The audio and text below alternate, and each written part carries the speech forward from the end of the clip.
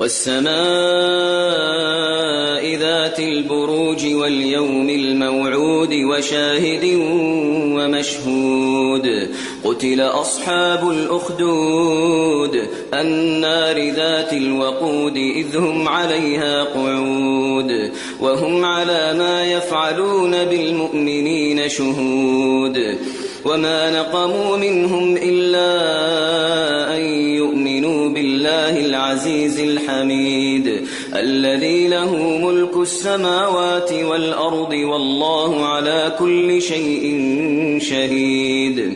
إن الذين فتنوا المؤمنين والمؤمنات ثم لم يتوبوا فلهم عذاب جهنم ولهم عذاب الحريق.